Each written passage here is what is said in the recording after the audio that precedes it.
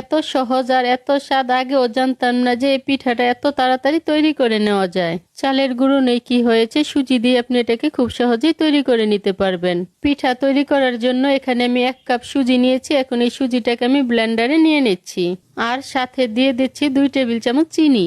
এখন ব্লেন্ডারে গুঁড়ো করে নিচ্ছি। গুঁড়ো করে নেওয়া হয়ে গিয়েছে, আর এটা কিন্তু মিহি গুঁড়ো হবে না। এখন এটাকে আমি বাটিতে ঢেলে নিচ্ছি। এখন এই সুজির সাথে 1 কাপ দুধ দিয়ে সুজিটাকে খুব ভালো করে মেখে 10 মিনিটের জন্য ঢাকনা দিয়ে রেখে দিব। 10 মিনিট রেখে দেওয়ার পর এবার সুজিটাকে আবারও চামচের সাহায্যে খুব ভালো করে মেখে নিচ্ছি। এখন এই সুজির সাথে দিয়ে দিচ্ছি সামান্য পরিমাণ লবণ, চা চামচের 4/1 ভাগ বেকিং সোডা আর আধা চা চামচ বেকিং পাউডার দিয়ে খুব ভালো করে মিশিয়ে নিচ্ছি। আর ব্যাটারের ঘনত্বটা ঠিক এরকম হবে। পিঠার জন্য পুরটাকে আমি আগেই তৈরি করে নিয়েছি। এখানে আমি আধা কাপ নারকেল আর স্বাদ মতো গুড় দিয়ে নারকেলটাকে জাল করে নিয়েছি। পিঠাগুলোকে ভাপানোর জন্য এখানে আমি 4টা স্টিলের বাটি নিয়েছি। এবার এর মধ্যে 1 হাতা করে ব্যাটার দিয়ে দিচ্ছি। তারপর তৈরি করে রাখা নারকেলের পুরটা এর মধ্যে দিয়ে দিচ্ছি। আবারও ব্যাটার দিয়ে পুরোটাকে ঢেকে দিচ্ছি। কিছুটা ফাঁকা রেখে ব্যাটারটাকে আমি ভরে নিয়েছি, কারণ ভাপানোর পর এটা কিন্তু ফুলে উঠবে।